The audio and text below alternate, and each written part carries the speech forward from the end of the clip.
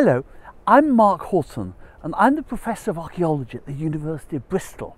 and we're working together with the Croatoan Archaeological Society, a local community group, to investigate the 10,000 year history of this fascinating island.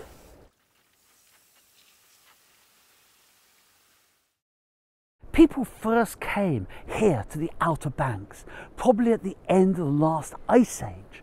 when hunters followed the big game that were available, and we find traces of the spear points they left behind. Over the millennium, other Native American groups came to hunt in the woods and fish in the Sound.